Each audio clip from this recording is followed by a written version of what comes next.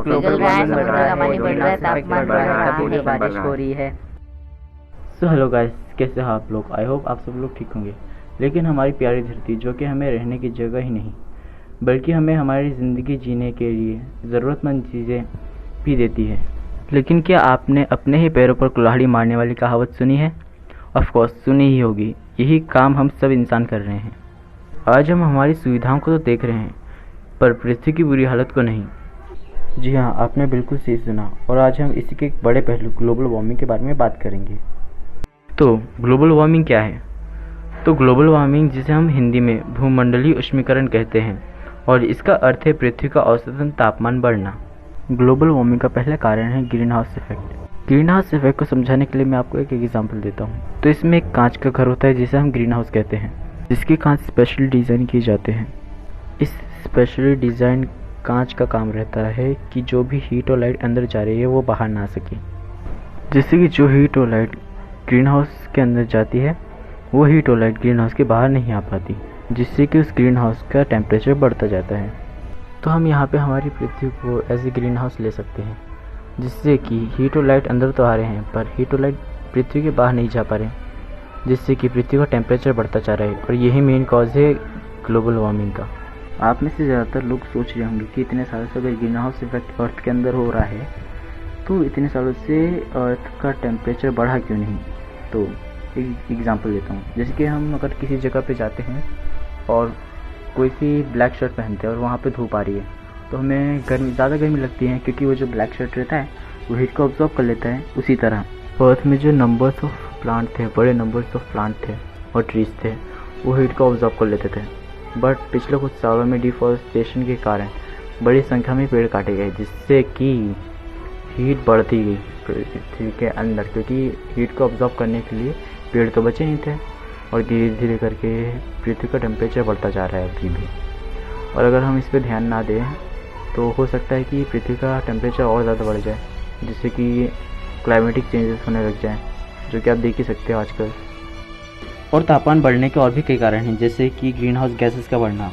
और उन green house gases के नाम हैं carbon dioxide, nitrous oxide, methane, और भी कई गैसेस जैसे कि ओजोन, और काफ़ी सारी गैसेस हैं जो कि बताना ज़रूरी नहीं है, फिर भी जो कि अफेक्ट करते हैं ग्रीन हाउस इफेक्ट को।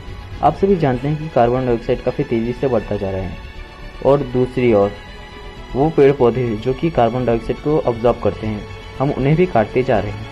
ओजोन, जो कि हमें अल्ट्रावायलेट रेस से बचाती है और हमें धूप से विटामिन डी दिलाती है, आज उसी की मदद से हम सब जिंदा हैं। लेकिन अगर ओजोन लेयर इस धरती से हट गई तो हो सकता है कि इस दुनिया से, या इस अर्थ से लाइफ खत्म हो जाएगी। हम जो पॉल्यूशन कर रहे हैं, यही एक बड़ा कारण है ग्रीन हाउस गैसेस के बढ़ने की। कार्बन डाइऑक्साइड का बढ़ना और ऑक्सीजन का घटना, इसका दूसरा सबसे बड़ा कारण है डिफॉरेस्टेशन। ये अपने ही पैरों पर कुल्हाड़ी मारना नहीं है तो क्या है? अगर हमें डिफॉरेस्टेशन को कम करना है तो ज़्यादा से ज़्यादा पेड़ और पौधे उगाओ। और अगर आप कहीं भी पेड़ काट रहे हैं तो दूसरी जगह और पेड़ लगा दीजिए, ताकि कम से कम इस डिफॉरेस्टेशन को कम करा जा सके। हम सबको पॉल्यूशन और डिफॉरेस्टेशन कम करना होगा, वरना हम इंसान, जो कि खुद को इस धरती का सबसे बुद्धिमान प्राणी समझते हैं, वह उतने ही मूर्ख समझे जाएंगे। आज हम इंसान धूप से विटामिन डी ले पा रहे हैं ओजोन लेयर की मदद से। हम सांस ले पा रहे हैं, खाना खा पा रहे हैं पेड़ पौधों की मदद से। यहाँ तक कि तो हमने पानी को भी नहीं छोड़ा, जिसके बिना हम 2 दिन भी जिंदा नहीं रह सकते। हम उसे भी प्रदूषित कर रहे हैं। हम ये नहीं कह रहे हैं कि आप अपनी सुविधाओं को छोड़ दो, हम बस ये कह रहे हैं कि आप अपनी सुविधाओं का दुरुपयोग ना करो। आप जितनी पॉल्यूशन कम कर सकते हो उतने करें, जितने पेड़ पौधे उगा सकते हो उतने उगाने की कोशिश करें।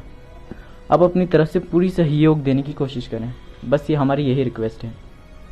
इंसान प्रकृति से अपनी हद में रहे, क्योंकि जब प्रकृति को गुस्सा आता है तो उसका परिणाम हमेशा दुष्परिणाम होता है। जिसके आप सभी अभी देख ही सकते हैं कि आज दुनिया एक बड़ी खतरनाक बीमारी से जूझ रही है, जो कि एक प्रकृति का बहुत बड़ा अभिशाप है। अगर आपको हमारा ये वीडियो अच्छा लगा हो तो इस वीडियो को शेयर करें। अगर आपको ऐसी और वीडियोस चाहिए जो कि इन्फॉर्मेटिव हो तो हमारे चैनल को लाइक, शेयर, कमेंट और सब्सक्राइब करें। अगर आपको ऐसे ही और दूसरे टॉपिक के ऊपर वीडियोस चाहिए तो हमें कमेंट में सजेस्ट करें। Thank you for watching. So अगले वीडियो में मिलते हैं।